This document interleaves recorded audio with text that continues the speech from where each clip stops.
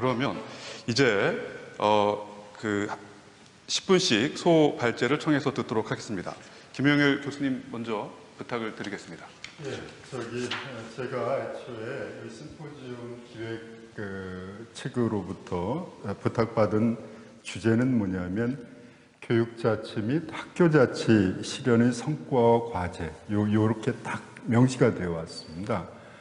저는 이제 비교적 좀 오랫동안 지방교육자치 관련한 모니터링을 계속 해왔기 때문에 아마 이런 주제를 좀 한번 정리를 해달라 이런 말씀이었던 것 같아요. 그리고 그 기획안에 보면 조금 아까 말씀 나눈 촛불정신, 촛불혁명 이런 표현들이 상당히 꽤 있더라고요. 그래서 제 나름대로는 이 촛불정신을 나는 잘 아까도 말씀드린 것처럼 이 표현을 잘 안 쓰긴 하지만 뭐였던가 지금 박명린 교수께서 그런 어떤 불평등한 교육을 매개로 한 불평등한 세대 간의 계급 재생산 문제라든가 이런 것들에 대한 뭔가 고리를 좀 풀어달라는 요구가 보다 기본적이고 규정적인 측면이다 이렇게 말씀하셨는데 제 언어로는 그걸 교육의 계급화를 좀 해소해야 된다. 교육의 계급화 문제 아주 고착화되어 가고 심화되어 가는 그 정도로 이제 생각을 하고 이 주제에 대한 문재인 정부가 어떻게 대응해 왔고 지난 3년간 그 성과는 뭐고 과제가 뭔가 이렇게 좀 정리를 해봤어요. 10분 정도 짧게 말씀을 드리겠습니다. 그런데 문재인 정부의 이 촛불의 정신에 대한 대응, 교육적 대응, 교육 정책적 대응이죠. 요구는 아까 느리다고 박명린 교수께서는 표현하셨는데 저는 그럴 의지가 있는지 사실 좀 의심스러워요. 아까 제가 모두에 말씀드린 맥락에서요. 그러니까 이 정부의 교육 정책을 중호하고 있는 그 유력자들, 지배 엘리트들, 권력 엘리트들이 그런 생각을 여전히 가지고 있는지 좀 의심스럽습니다. 오히려 어떤 상태냐면 이 새로운 정치 권력이 관료 권력, 교육부를 중심으로 한 관료 권력에 딱 얹혀가지고 그러니까 일종의 이중 권력 상태죠.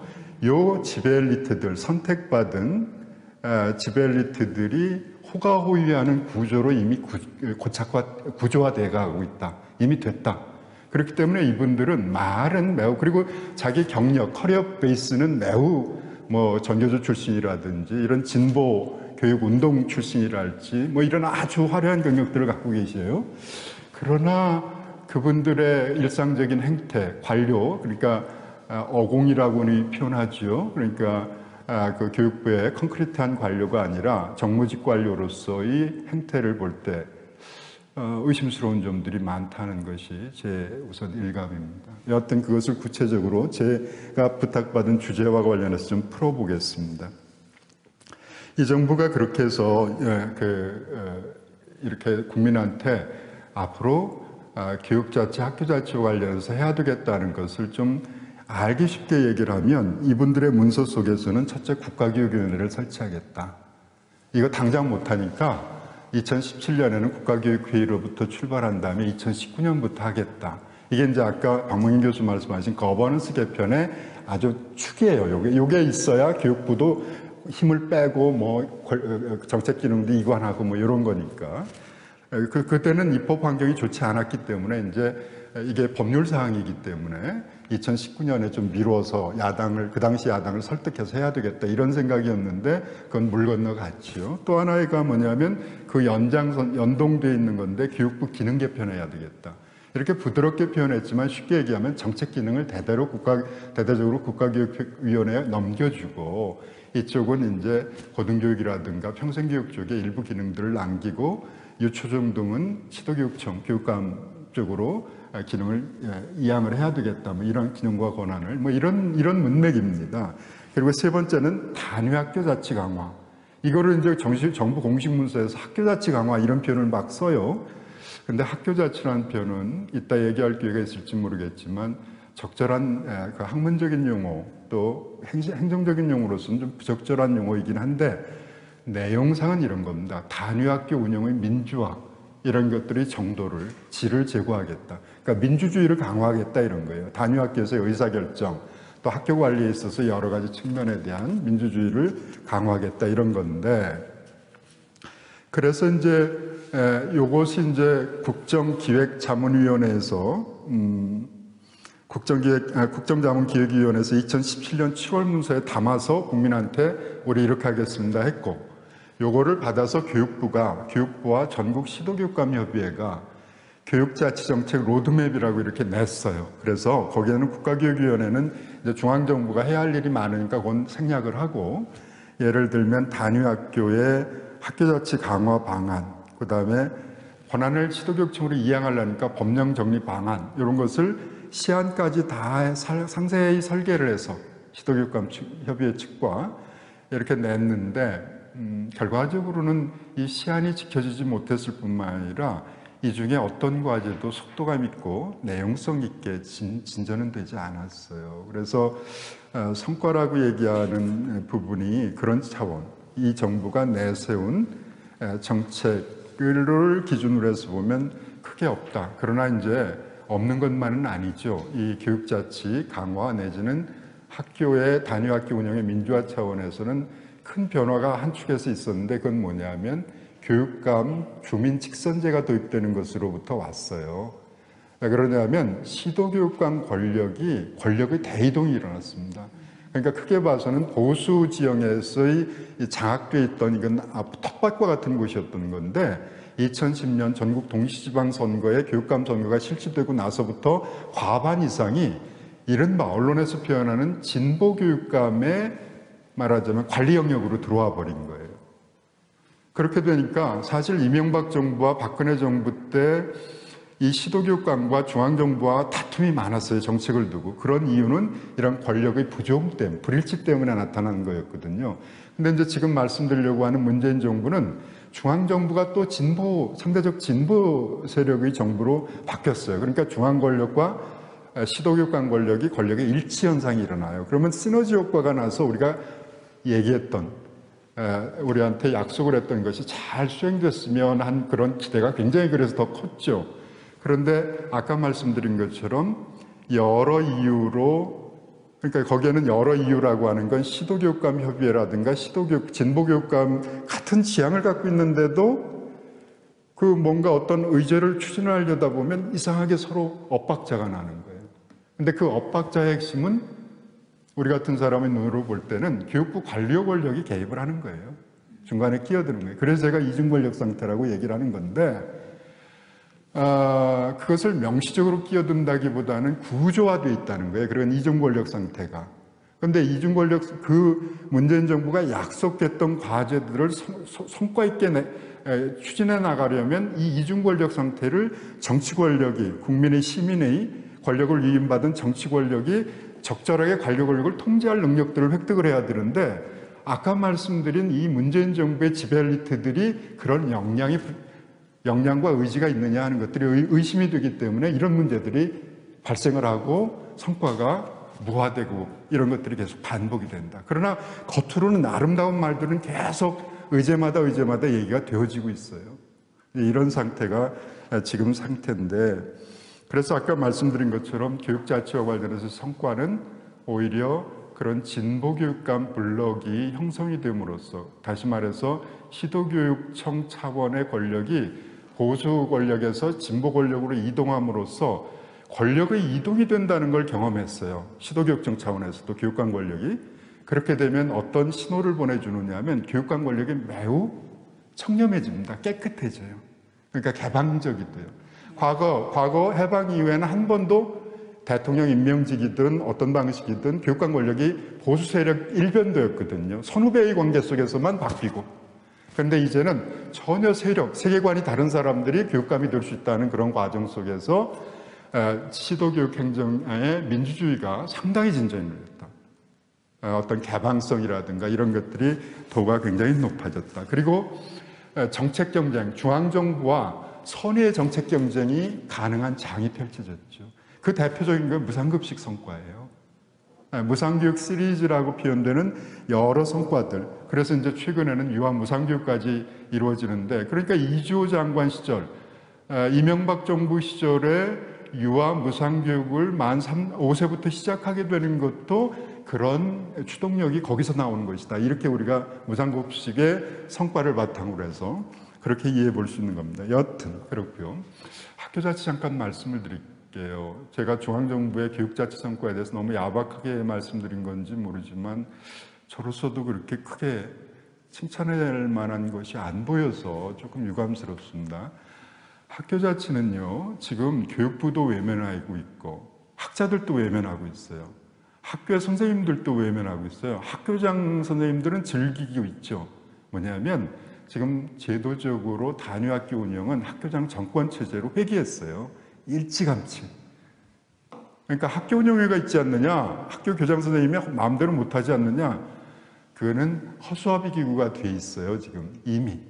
그러니까 그것은 조금 세세한 얘기긴 하지만 학교 운영위의 재심의 조항을 이전에 법률 개정을 통해서 빼버렸어요. 그 다음부터는 학교 운영위는 제도가 아니라 인치에 유려한 공간이 돼버렸어요. 그러니까 학교장이 선의가 있으면 학교 운영위를 통해서 민주주의가 굉장히 진전이 되는 학교 운영의 모습을 보여줄 수도 있고, 학교장이 독재자인 독재 마음을 갖고 있고 이 학교 운영위를 거기에 은폐언폐물로 활용을 해서 자기 의지만 단위학교 운영에 관철시키려면 얼마든지 그렇게 할 수 있는. 그런데 제가 말씀드린 것처럼 이런 현실을 다 외면하고 있어요. 왜냐하면 다 책임 당사자들이에요. 이 제도를 설계할 때 아름다운 말로 포장을 하면서 이 제도를 설계를 해서 법률화하고 그랬지만은 지금 현재 그렇게 된 것을 대대적으로 정비해야 된다는 걸 어느 누구도 용기 있게 얘기하고 있지 못해요.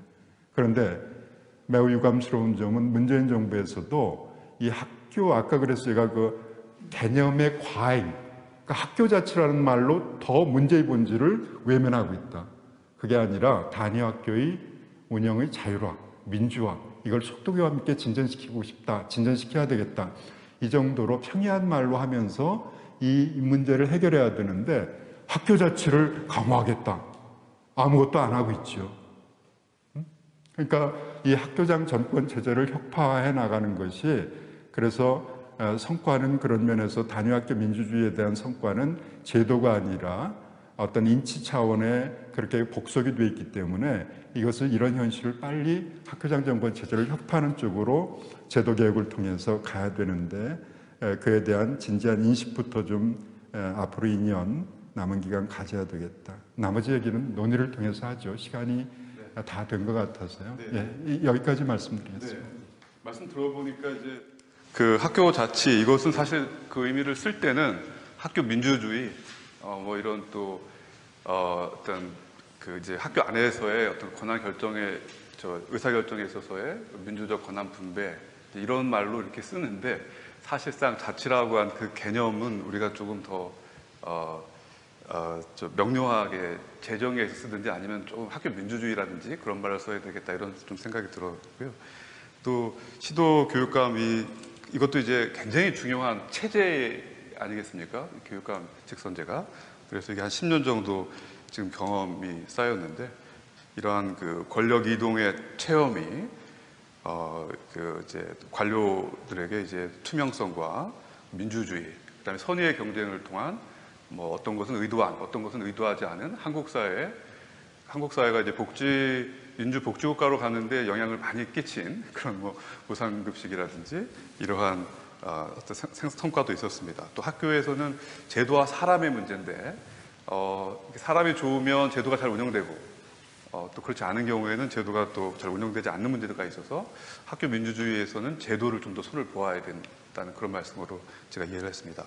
자, 그러면 이제 저희가 이제 체제에 대해서 얘기하고 있는데, 한 가지 체제는 이제 어떤 교육 정치 체제, 우리가 이제 시도교육청 같은 경우도 사실 지방교육정부라고 부를 수 있는 그런 체제이기 때문에 그 말씀을 들었고요. 그다음에 또 한 가지는 혁신교육 체제입니다. 이게 사실상 굉장히 큰 체제입니다. 교육과정, 수업, 평가, 그리고 이제 또 그걸 어떻게 도와줄 것이냐, 교사의 어떤 교사에 대한 기대, 역할, 뭐 이런 것까지 포함해서 하나의 체제이기 때문에 혁신 미래 교육의 성과와 과제라고 하는 것을 중심으로 성기선 원장님의 말씀을 듣도록 하겠습니다.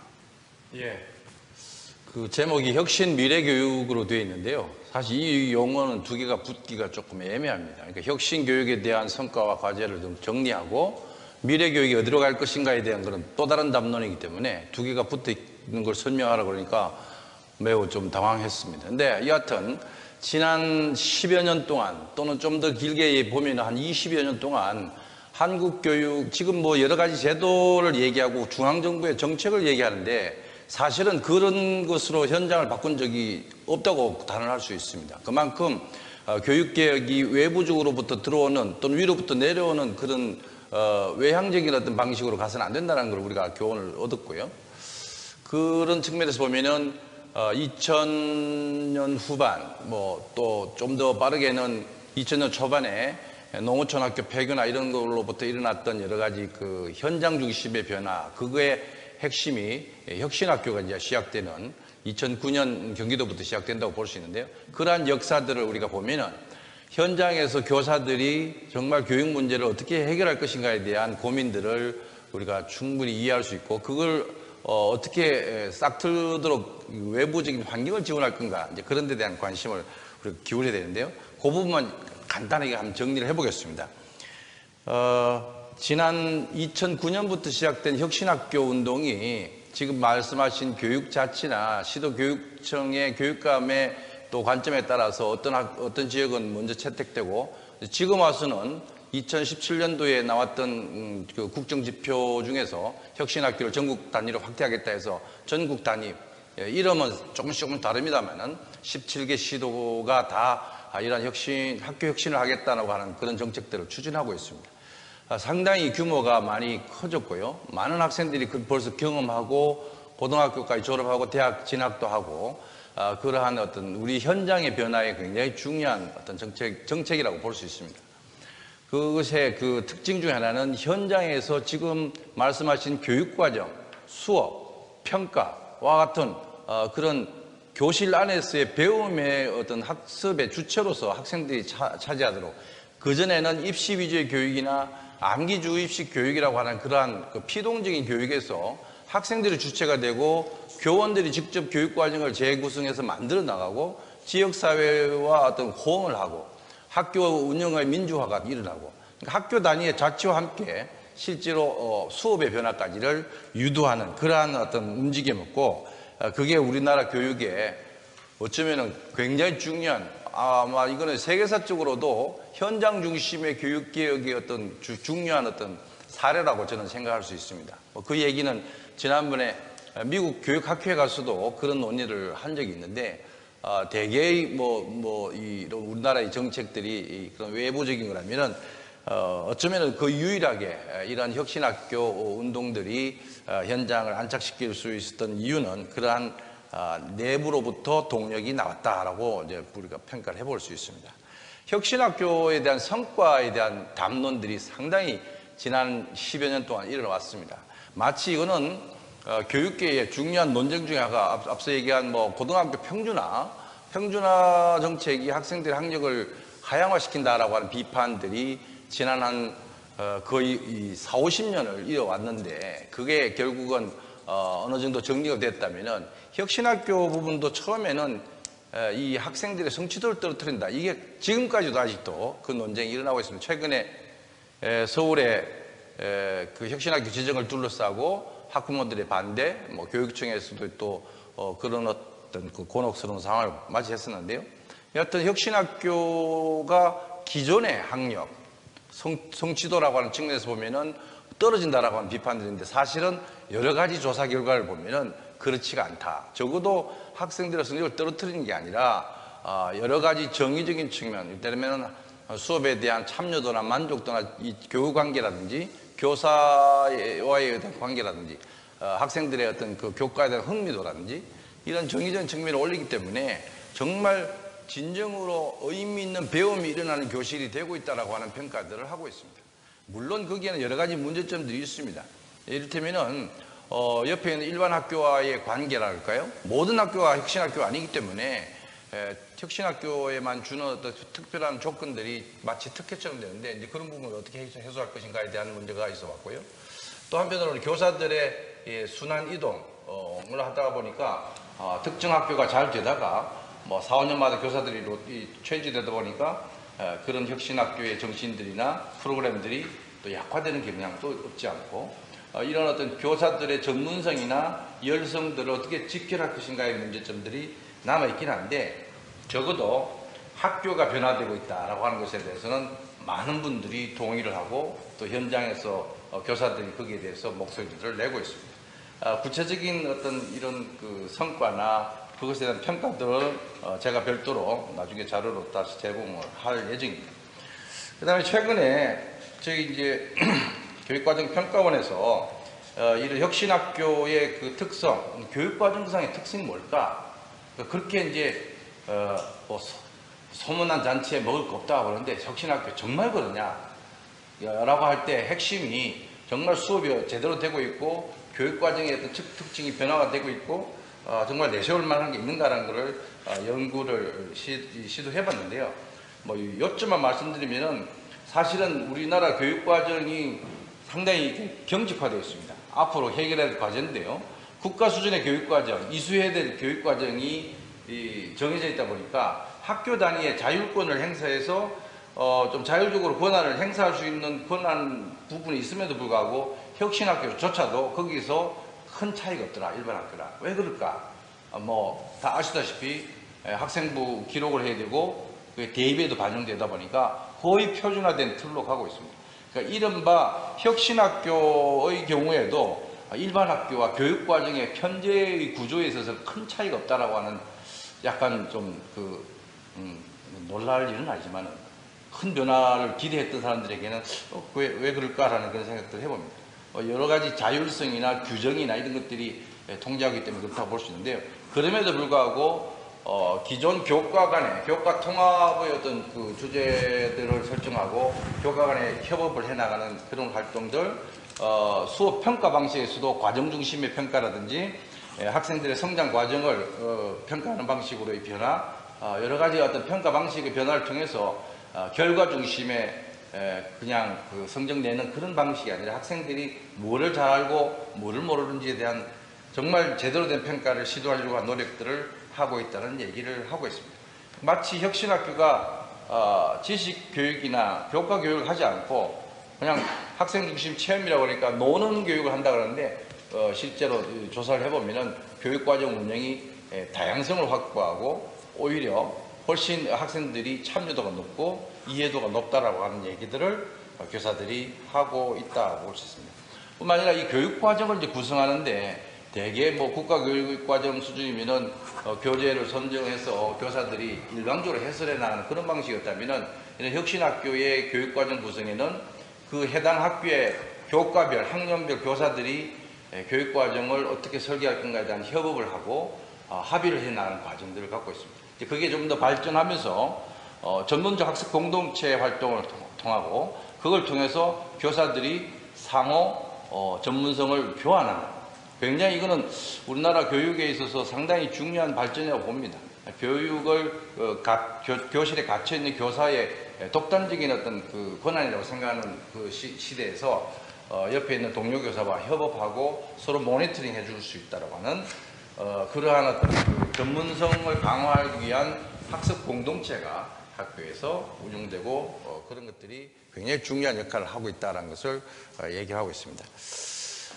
이런 혁신학교가 이제 양적으로 발전을 하고 늘어나면서 사실은 모든 학교가 이제 혁신학교가 되어야 되고 지금 혁신학교가 마치 어떤 그 실험적인 학교의 형태이지만 그 결과들을 반영해서 모든 학교들이 이러한 혁신학교 갖고 있는 특성들을 어떻게 갖도록 할 것인가. 이거는 그냥 물리적인 지원을 해서 되는 게 아니라 내부 역량들을 제고하고 학부모와 학생과 교사들이 협업하고 학교 단위의 어떤 그 의사결정에 이 참여를 통한 민주화가 되고 이렇게 되기 때문에 이제 앞으로 이제 미래 교육 어떻게 할 것인가 부분도 마찬가지의 논의를 우리가 생각해 볼 수 있습니다. 지금 코로나 사태 때문에 상당히 많은 그 학생들이 학교를 가지 못하고 교사들도 이전에 경험하지 못한 방식의 수업을 하고 있는데 정말 그렇게 되다 보니까 많은 질문들을 하게 되는데 핵심이 정말 학교란 무엇인가, 무슨 역할을 해야 되고 어떤 형태의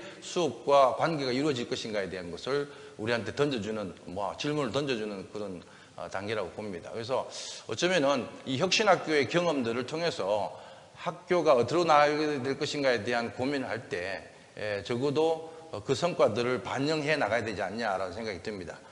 혁신학교가 정말 또 원래의 취지대로 가고 있는가도 한번 더 고민해 봐야 될 거고, 10년 전에 혁신을 하겠다고 하는 정신하고 지금의 혁신을 하겠다는 그 정신과 방향이 과연 같을 것인가? 저는 같다고 보지 않습니다. 어차피 앞으로 20년 이후에 삶을 살 아이들을 가르칠 학교라면은 훨씬 더 많은 고민들을 해야 되는 지점에 와 있다고 보고 있습니다. 그래서 새로 요청받는 학교의 미래상이 무엇이고, 그게 지금의 혁신학교가 만약에 불일치한다면은 또 다른 변화를, 혁신은 늘 변화를 요청하는 과제이기 때문에 우리에게 종료다라고 하는 것이 아니라 계속된 변화에 대한 이 자세들을 갖춰야 된다고 생각됩니다. 학교 교육에 대한 패러다임의 전환까지도 고민한 지점이기 때문에 사실 지난 3년 동안 중앙정부 차원에서 이 혁신학교를 강화하고 지원하고 이런 것은 거의 없다고 보고, 그냥 전국 단위 혁신학교를 지원하겠다는 정도였고, 사실은 지역 17개 시도 교육청 수준에서 했던 정책이라고 봅니다. 그래서 교육자치, 학교자치를 더 강화해 나간다면 이런 혁신학교 프로그램들이 좀 더 확산되어 나갈 수 있다고 생각됩니다. 이름이 어떻든 학교는 끊임없이 사회 요구에 변화될 수밖에 없고, 미래 사회를 예측하면서 우리가 지금 미래 사회를 살 아이들을 이끌어 나갈 수 있는 교육들을 좀 더 준비해 나가는 그런 자리가 되기를 기대합니다. 네, 간단히 말씀 마치겠습니다. 예, 고맙습니다. 아까 말씀드렸듯이 이제 우리가 이제 크게 교육 체제가 그 지방교육자치제도라고 하는 이런 행정적인 체제하고 교육의 내용에 해당하는 혁신교육 체제가 있습니다. 그래서 특히 그 혁신교육, 특히 혁신학교가 이제 대표적이고요.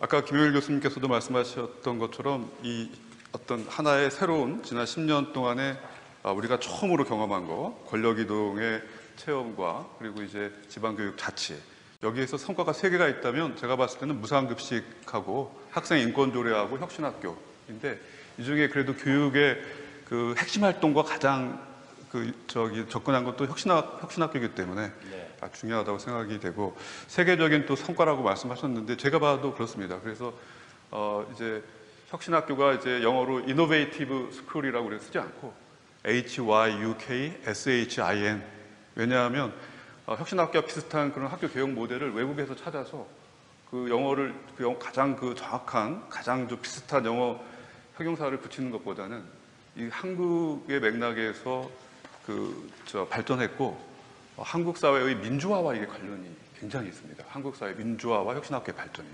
그래서 지금 세계적으로 지금 관심이 있고, 지금 논문도 국제 저널의 논문도 나오고 있고 지금 그렇습니다. 네, 그런 상황에 대해서 말씀을 드렸습니다. 자, 그러면 이제 두 분께서 이 두 가지 체제에 대해서 말씀을 해주셨습니다. 먼저 이제 김용일 교수님과 이제 김용 교수님이 성함도 좀 비슷하신데 이제 이 지방교육 자치, 헌법, 민주주의 이런 것도 또 교육 재정 또 이런 쪽에 관심이 있으시고, 또 그래서 이제 먼저 두 분께 우리가 이제 혁신학교도 마찬가지입니다. 이게 지금 제가 알기로 13%일 거예요. 학교 수로. 굉장히 많거든요. 그러다 보니까 혁신학교가 10개 있다 그러면 아주 잘 되는 학교가 또 있는 반면에 또 사람들이 또 무늬만 혁신학교다 또 이런 말도 합니다. 그 학교에서도 열심히 하겠죠, 물론. 그렇지만 그래서 참 뭐랄까, 이만큼 한 것도 대단해 보이기도 하고, 또 여전히 좀 미진해서 오늘 주제인 더 좋은 사회로 빨리 나아가는데, 더 좋은 공동체를 빨리 만드는데 조금 아쉬운 감도 좀 있습니다. 그래서 왜 이렇게 어떤 혁신이나 개혁 이런 게 좀 기대만큼 속도가 안 나는지, 또 왜 이런 문재인 정부가 이와 같은 평가를 받을 수밖에 없는지, 그 이유는 무엇인지 말씀해 주시면 감사드리겠습니다. 먼저 김용일 교수님께 부탁드릴까요? 질문이 굉장히 폭발적이긴 한데, 그냥 질문은 그 좋은 질문을 좀 별로 그렇게 영민하지 못하게 받아서 좀 대답을 하겠습니다.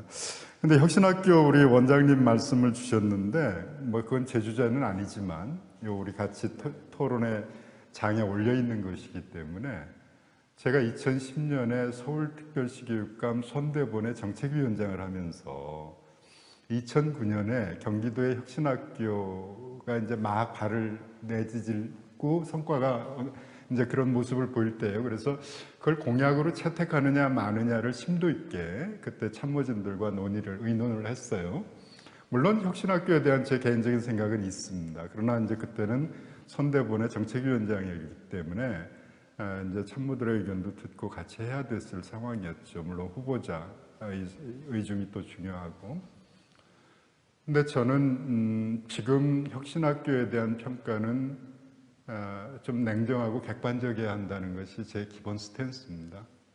이거는 접근 방법이 이른바 진보주의자들, 개혁주의자들의 접근 방법은 아니에요. 전통적인 보수주의자들의 접근 방법입니다.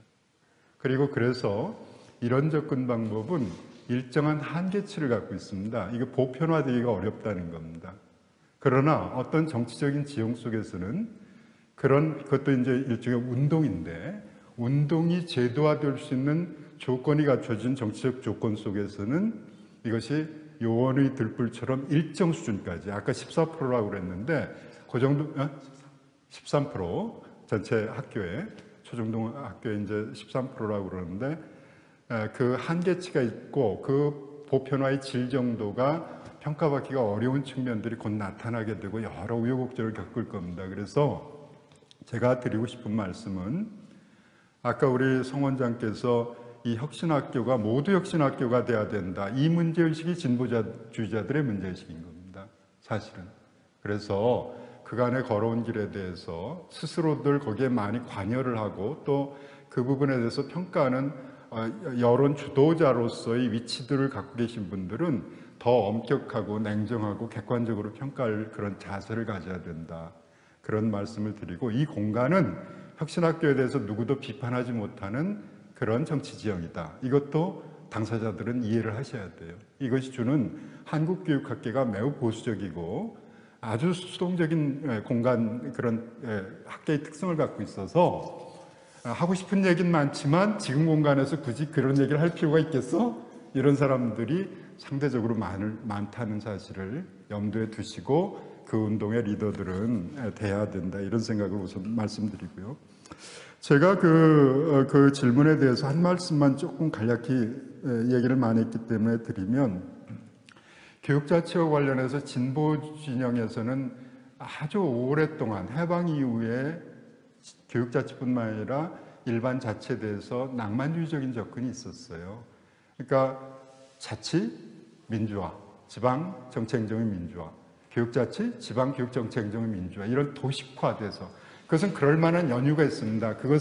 그런 이념적인 틀을 제공한 사람은 역시 이제 돌아가신 김대중 대통령이시고, 헌법 개정 직전에 단식까지 하면서 여기 우리 박명인 교수가 더 잘 아시겠지만 그 지방교육자치 조항과 관련한 단식 투쟁을 오랫동안 하십니다. 그러면서 제야 운동권의 자치는 곧 정치의 민주화의 그 교독, 이런데 이거는 굉장히 고도의 정치적인 타산 속에서 나온 일이기 때문에, 그런데 이제 그래서 우리 진보 진영의 선배분들이 그런 것에 강력히 이데올로기적으로 오리엔테이션 돼 있고, 나중에 사람들도 교육자치는 진보주의자들 것이고 그건 민주주의를 자동적으로 가져오는 것이고 이런 식의 이상한 생각들을 갖고 계셔요. 근데 전혀 그렇지 않다. 교육자치는 하나의 수단일 뿐이고 그 수단의 중간 목표는 지방교육정치 행정의 민주화다. 궁극적인 목표는 아까 박민윤 교수께서는 아이들의 학습권 개념으로 재구조화해야 된다는 교육기본권을 강화시키는 것이다. 확충하는 것이다. 이런 궁극적인 목표와 중간 목표, 그러니까 중간 목표를 달성하기도 어려웠던 것이 이른바 주민직선제 이전의 상황이었다면, 다시 말해 지방교육정치 행정의 민주주의, 이런 것들도 요원했던 게, 왜냐하면 보수 세력이 독점을 하는 영역이니까, 영토니까. 그러나 이제 우리는 중간 목표는 달성이 어느 정도 됐다. 아까 제가 권력의 대이동이라고 얘기한 것처럼 이런 상황 속에서는 오히려 옛날 보수 세력, 교원 단체로 얘기하면 한국교총 같은 데가 지금 정책 전반에서 소외되고 있단 말이죠. 옛날 전교조가 의도적으로 소외된 것처럼 이런 것들을 정치적으로 잘 균형 있게, 균형 감각 있게 지도력을 발휘하는 것이 이제 시도교육감의 과제일 뿐만 아니라, 여하튼 그런 부분에 대해서 우리가 균형 있는 사고, 이게 실질적인 사고, 여기에 대해서 뭔가 아름답게 표현하는 게 아니라 이게 권력의 문제고 권력 관계다. 그러니까 이 문제를 설계를 할 때는 매우 현실적으로 설계해야 되고 상대에 대해서도 어느 정도 땅의 여지를 줘야 되고 뭐 이런 것들에 대한 균형 있는 감각을 가지고 가야 되는데, 최근에 들어서 이제 이 교육자치와 관련해서 새롭게 제가 우려하는 측면과 과제는 뭐냐면, 이른바 진보교육감 모습들도 과거의 보수교육감들의 제왕적 교육감 행태를 보여주고 있어요. 이거 큰 문제입니다. 이건 그 교육감 당사자의 인격의 문제가 아니라 구조화된 교육감 권력의 속성 때문에 그래요. 네. 그래서 저는 과제로서 앞으로 민주당이 180여석, 179석이라고 그러죠. 한 분이 적어돼서 입법 환경이 조화된 상태에서 교육감의 연임 조항을, 지금 3년 연임 제한 조항이 있거든요. 나는 이건 3번, 3회, 난 2회로 좀 낮춰야 된다고 봐요. 그러니까 맥시멈 8년 재임하는 것이 맞다. 그래야 지방의 교육 관련한 정책적 지도력들이 건강하게 지도력 교체도 되고 상호 말하자면 경쟁과 견제도 되고, 그래서 제왕적 형태의 교육감 행태를 줄일 수 있지 않느냐, 이런 생각 하나 하고요. 그 같은 맥락에서 이 연임 조항을 줄일 뿐만 아니라 교육감 주민직선제를 계속 가져간다면 정당 기반 선거를 해야 된다. 지금은 사실은 하고 있으면서 거짓말하고 있는 거예요. 그러니까 시도교육의 수장인, 교육의 수장인 사람을 거짓말로 뽑아놓으니까 이 거짓말이 연출하는 행정행태에 담겨있는 그릇, 교육의 내용들이 매우 거짓말로 춤추는 부분이 너무 많아요. 그러니까 애들이 보고 배울 게 없는 거예요. 이게 일상적인 교육의 히든 커리큘럼, 숨겨진 교육 과정 속에서 악영향을 미쳐요. 그래서 정당 기반 선거로 하든 아니면 교육감 주민직선제를 다른 건설적인 방향으로 대안을 가져갔든, 그런 건 앞으로 우리 과제다, 이런 말씀드립니다. 네. 그 문제만 가지고도 별도로 한번. 그래서 제가 발제문은 그 얘기를 하고 있어요. 네. 요즘 그런 얘기들이 조금씩 흘러나오고 있습니다. 그죠? 네. 그건 한번 진지하게 다뤄보고. 그래서 그걸 길게 얘기할 수가 없어서 지금 마음이 급해서 뭐 두서없이 얘기했습니다. 네, 우리가 이제 이룩한 성과도 많고 아까 중간 목적 달성이라고 말씀하셨는데, 그럼에도 불구하고 뭐 제왕적인 그런 어떤 것에 대한 비판뿐만 아니라 이런 제도조차 성찰해 봐야 될 것 같긴 합니다. 아까 말씀해 주신 것 중에 애들한테 교육적으로 나쁘다. 사실상 색깔도 좀 비슷하게, 색깔도 비슷하게 하고, 이제 그것은 사실 좀 모순적인 것이기 때문에. 말씀 잘 들었습니다. 자, 하여튼 저희가 토론이 길어지면서 질문 잊어버리셨죠? 네, 말씀해 주세요. 김현희 교수님이 발제도 그렇고 조금 전에 말씀드린 굉장히 충격적인 말씀을 많이 하셨어요. 아주 명확하게 평가하시고. 늘 충격을 우리한테 주잖아요. 그 재미로 토론하니까. 네. 근데 왜 잘 안 됐을까? 네, 그게 질문입니다. 예. 라는 질문 관련해서 사실은 이제 김현희 교수님 발제를 들으면서 최장립 교수가 표현한 민주화 이후의 민주주의, 저는 그 문제가 좀 생각이 났어요. 그러니까 이제 그분이 말씀하시는 게 민주화 이후에 들어선 정부에서 정치 엘리트들이 늘 그렇듯이 소외돼버리는 그런 현상을 지적하신 바가 있는데, 여전히 이제 김 교수님께서는 그것을 상당히 중요한 원인으로 지적하셨다고 생각합니다. 근데 이제 저는 그거 말고, 만약에 그것만 원인이라고 한다면, 그 엘리트들의 문제를 어떻게 좀 잘 우리가 해결하면 잘 될 것 같다, 이런 기대를 가져볼 수 있는데, 저는 개인적으로 문제가 조금 더 어렵지 않나 이런 생각을 합니다. 무슨 생각을 하는가 하면, 예를 들면 정치 엘리트 아닌 사람들 쪽에는 우리가 생각해 볼 만한 문제가 없었을까? 이런 질문을 좀 던지고 싶은 거예요. 그러니까 왜 그런 생각을 했는가 하면, 우리가 이제 이를테면 진보적 의제라고 제안하는 것들이 막상 정책이 현실에 가게 되면 굉장한 구체성을 요구하게 되는데, 그 구체성을 담보하지 못하는 상황들이 꽤 있더라, 이런 생각을 하게 됐어요. 이를테면 이번 정부의 이제 아주 교육자치 관련해서 많이 기대를 모았던 일종의 조직체라고 하는 게 뭐 교육자치분권 협의회라고 하는, 그러니까 교육부하고 시도교육감 협의회가 같이 만든 기구잖아요. 근데 저는 이제 그 기구의 회의에 몇 번 참가할 기회가 있었는데 어떤 느낌이 들었는가 하면, 그러니까 그 자치분권을 좀, 자치분권이라고 하는 것이 방향이라는 데 대해서는 많은 사람들이 동의를 해요. 그런데 자치분권의 핵심이 무엇이냐, 이를테면 무엇을 했을 때 우리가 자치분권의 효능감을 경험할 수 있느냐라고 질문을 던지면 저는 그때 그 회의에 오셨던 시도교육감 협의회 쪽에서 오셨던 분들의 답이 명확하지 않았다는 느낌을 받았어요. 그러니까 명확하지 않은 것을 자꾸 요구하게 되니까 뭘 해야 될지 모르는 것이고, 결과적으로 지금 지난 3년간 그 협의회의 작품으로 수백 개의 건의사항에 대해서 과거의 대통령령으로 정해놓았던 것을 이제 조례 수준으로 바꾸겠다라고 하는 게 일종의 중간 아웃풋인데, 그 중간 아웃풋을 가지고는 저는 적어도 현장의 교사들은 자치분권의 효능감을 전혀 경험하지 못할 가능성이 크다. 오히려 그래서 자치분권이라고 하는 말에 실망감을 오히려 더 가지게 될 수도 있지 않을까. 그러니까 이런 부분은 우리가 조금 고민을 해봐야 될 문제. 저는 이 도처에서 이런 문제가 있다고 생각합니다. 뭐 이것을 원인으로 들고 싶고, 특별히 이제 김영일 교수님 발제 관련해서 조금 생각을 제가 달리하는 부분 하나만 조금 말씀을 드리면, 이제 학교 운영과 관련해서 선생님께서 이제 학교장 정권 체제라고 하는 것에 아무런 변화가 없다, 이제 이렇게 말씀하셨는데, 저는 그 부분에 대해서는 조금 생각을 달리 합니다. 그러니까 여전히 말씀하신 학교장 정권 체제가 작동하고 있는 학교도 일부 있는 것 같고요. 또 이제 그 지적도 하셨지만 아주 좋은 혁신학교처럼 굉장히 선진적인 어떤 학교 운영의 모습을 보여주는 학교도 일부 있는 것 같고요.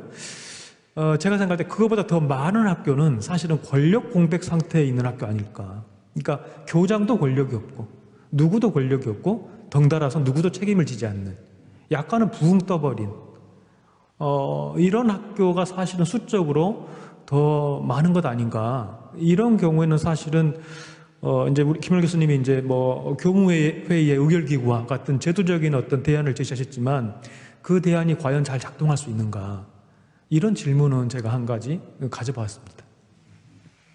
그러니까 학교에서 결정할 수 있는 것 자체가 적다, 뭐 그런 것과도 관련이 되는 거죠? 권력 공백이라는 것이. 아니, 그러니까 이런 생각을 하시는 것 같아요. 제가 좀 거기에 대해서 잠깐만 답을 드리면, 제가 학교장 정권 체제라고 얘기하는 것은 종합적인 의미에서 법제도적인 학교 단위학교의 현실이 그렇다는 거예요. 거기에는 가지수 중에는 가령 아주 선량한 그리고 민주주의적인 훈련이 잘 된 지도력을 가진 교장 선생님이 계신 곳은 학교 운영이 굉장히 민주적으로 되고 법령에 기초한 혁신학교의 일부, 그런 쪽에 특화된 학교들은 또 잘 돼요. 또 아주 고약한 교장 선생님들, 또 민주주의적인 훈련이 과거의 형태의 지도력을 훈련받으신 속에서는 현행 법제도가 학교장 정권 체제를 허용하는 것이기 때문에 그 리밋까지 가요, 현실 속에서. 근데 지금 우리 김용 교수께서 저도 공감을 하는데, 대부분의 학교는 그 중간 어디쯤이에요.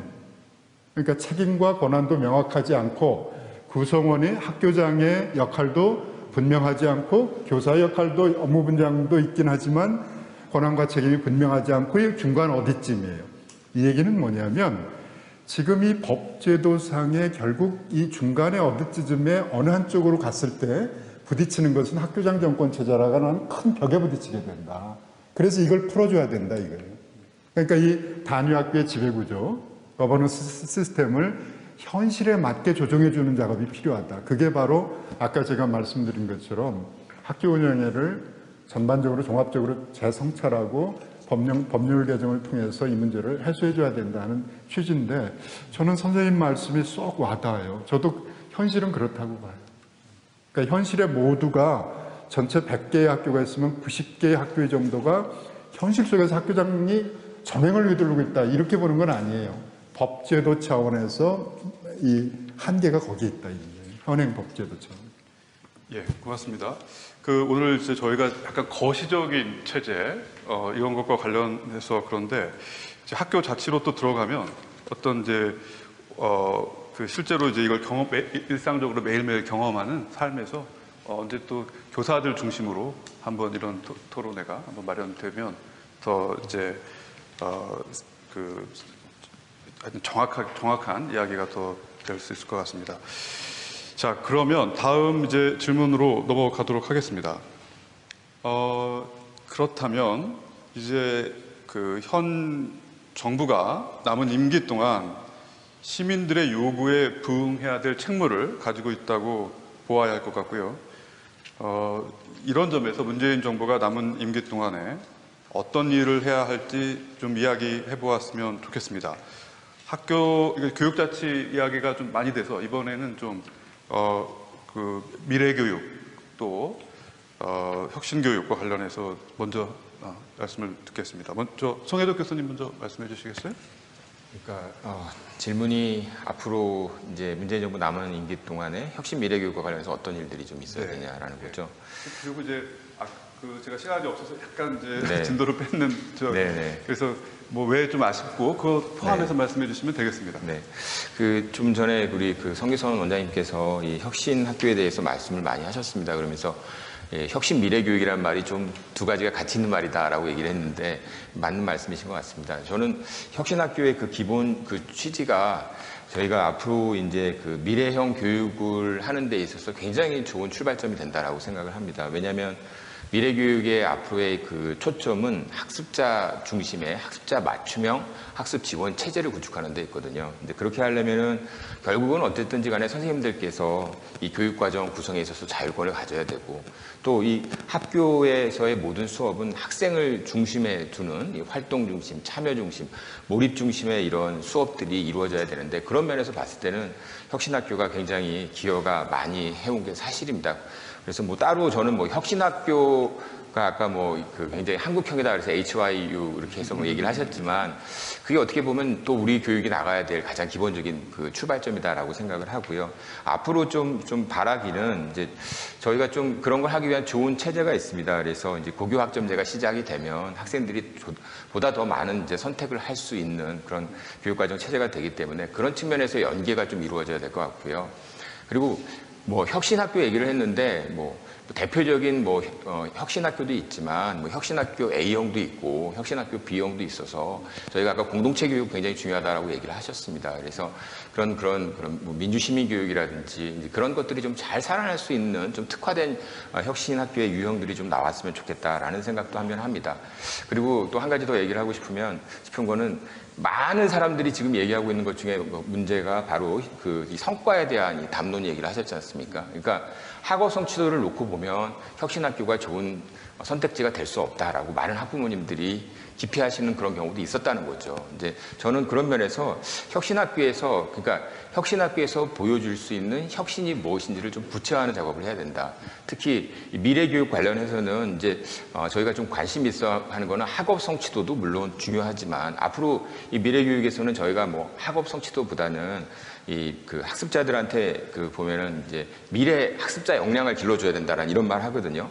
근데 거기서 제일 중요한 게 앞으로 이 미래 시대에서는 이 내비게이션을 할 수 있는 능력이 있어야 된다. 자기가 이 불확실한 문제 상황에서 자기가 뭘 해야 될지 한번 예측을 해보고 그다음에 실행을 한 다음에 자기가 했었던 것들에 대해서 반성해보고 성찰하는. 그러니까 앞으로 이제 지식보다는 이 사고력에서도 특히 중요한 게 문제를 설정하고 해결책을 도출해내는 이런 거거든요. 그래서 이런 역량들을 좀 혁신학교에서 좀 보여줄 수 있게끔 혁신의 의미로서 우리 학교에서 학생들은 이런 게 나왔다라는 걸 보여줄 수 있는 좀 가시적인 성공 모델들이 좀 많이 나와야지 앞서서 말씀드린 혁신, 미래교육이 두 가지가 좀 같이 맞물려서 이해될 수 있지 않을까 싶습니다.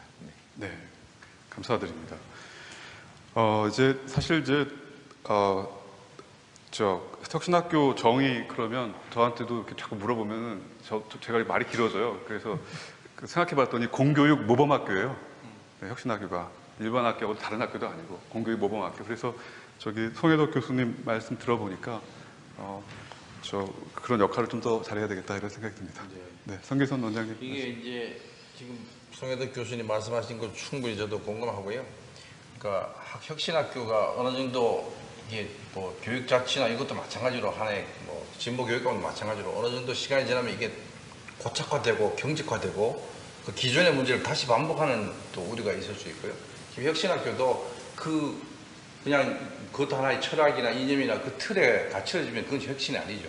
그러니까 학교마다 다양한 형태의 혁신이 일어날 수 있는 건데 혁신학교는 이래야 돼라고 하는 어떤 고정관념은 사실은 우리가 조금 더 자유롭게 나가야 될 것 같고요. 기본적으로 지금 이후에 이제 우리가 논의를 하겠지만은 지금 학생들이 원격 수업을 듣고 있고 새로운 그 매체나 방법이 다양해지니까 학교를 갈 필요 없네? 지난주에 누가 얘기 들어보니까 학생들한테 조사해 보니까 너희들 앞으로 학교를 나올래? 지금처럼 수업 받을래? 아니면 2개를 겸비할래? 그러니까 그냥 지금처럼 수업 받을래 비율이 제일 높다는 거예요. 그래서 그 교수님 매우 당황했다고 그러는데 여하튼 새로운 것에 대해서 익숙해지는 순간 우리가 지금까지 하던 것 전체가 너무 무의미할 수 있는 거예요. 저는 이제 혁신학교는 미래교육과 마찬가지로 고민해 보면은 이 유연성을 얼마나 확보해 나갈 것인가.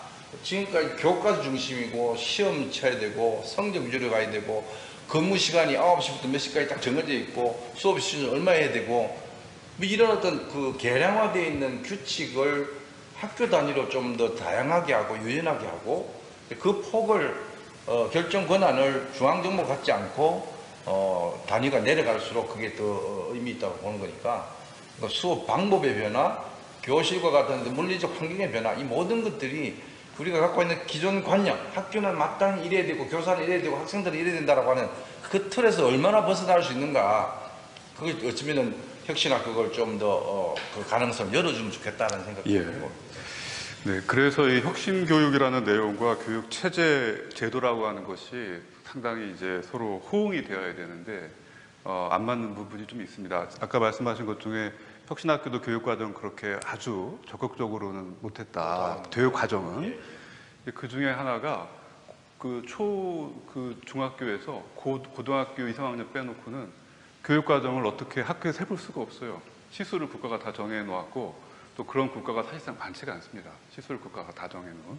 그래서 그런 체제도 좀 바뀌어야 되고 혁신교육 뭐 이런 체제가 사실 교원평가제나 교원성과급제하고도 안 맞는 거 아니겠어요? 공동체주의고 교원평가제, 교원성과급제는 사실 신자유주의인데 아무튼 이제 그런 것이 안 맞는 부분을 좀 이후에 그런 모순을 해결해 나가는 것이 좀 중요하지 않나 그런 생각을 좀 하게 되었습니다. 저도 좀 잠깐 예, 말씀해 주시죠. 철학적으로 지금 말씀하시는 그 특장이 발현되는 것은 철학적으로 특수성을 강조하는 입장에서 그 개별성, 다양성, 뭐 혁신성 그 속에서 나온다는 가치에 기초하고 있어요.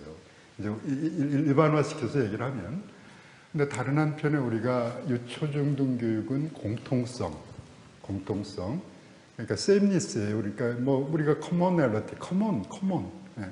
그래서 이제 우리가 유초중등, 유치원은 킨더가르텐 뭐 만 5세냐 아니냐 뭐 논쟁을 떠나서 유초중등은 우리가 커먼 에듀케이션이라고 그러잖아요. 그걸 보통 교육이라고 번역하고 있지만 사실은 같은 교육, 공통교육, 공통성을 많이 부과하는 것이 공동체 유지에 중요하고 시민성을 함양하는데 굉장히 중요한 측면이 있다라고 하는 역사적 경험이 소산이라고요.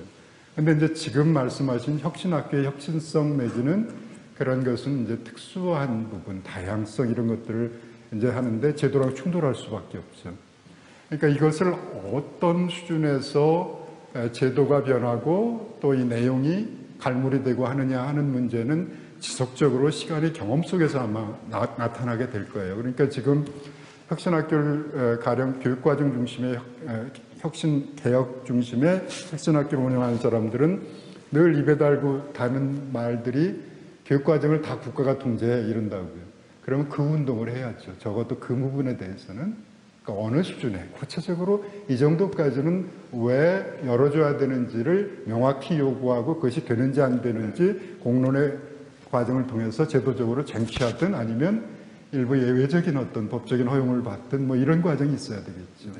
그러나 함부로 한꺼번에 그것을 그 공통성을 없애버린다? 국가가 하는 건 안 된다? 이런 뭐 그렇게 주장하는 사람이 없긴 하지만 그런 착각을 불러일으킬 그런 그 언설이라든가 이런 것들은 좀 절제가 돼야 될 필요성이 있다 이런 생각도 들어요. 네.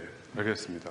이제 교육과정 거버넌스 문제인데 아무튼 이제 이후에 이번에 뭐 하여튼 정치적인 그런 사실 이제 국회가 입법을 하는 곳이고 이제 우리가 민주주의를 일종의 사회개혁이라고 보았을 때 그 사회개혁이 실제로 일어나는 곳이 국회인데 최근에 이제 국회에서도 의석수의 변화라든지 이런 것이 일종의 새로운 사회개혁이 지금 또 시작됐다고 저는 생각합니다. 그런 의미에서 이 거버넌스 문제가 또 중요할 것 같습니다.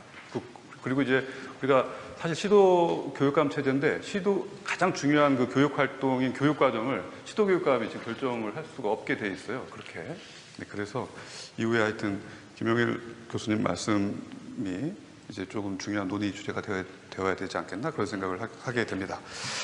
자, 그러면 아까도 성 원장님께서 잠깐 언급해 주셨는데 이 코로나19 코로나 바이러스 이 전대미문의 사태가 지금 사실상 교육에 많은 질문을 던지고 있고 등교 못한 거는 2개월이 넘었지만 사실상 방학이 또 껴있었기 때문에 우리가 심리적으로 느끼는 것은 더 길다고 볼 수가 있습니다. 뿐만 아니라 지금 한국만 그래도 조금 이만 다행이지 영국 사망자 인구 그렇게 우리보다 많지 않은데 4만 명 넘었다고 그러고 미국도 8만 명 넘었다고 하고 금방 끝나지도 않을 것 같아서 이게 이제 굉장히 중요한 우리만의 문제가 아니고 그 인류 지구사회의 중요한 이제 질문을 던지는 문제가 되었습니다. 그래서 뿐만 아니라 이제 우리가 지금까지 얘기했던 그 소득이라든지 학생의 그 가정 환경이 그 이제 매개시키는 한 문제 이것도 지금 소외와 차별 문제도 관련이 되거든요. 그래서 학교와 교사의 역할 또 학교 일상의 변화 드러나지 않았던 소외와 차별 이런 것을 포함해서 또 위기가 기회가 또 될 수가 있습니다. 충격이 크게 왔을 때 그때 이제 또 사회가 변할 수 있는 계기가 되기 때문에 우리가 이 문제를 어떻게 앞으로 체제 개혁과 관련해서 어떻게 이해를 해야 될지 너무 궁금합니다.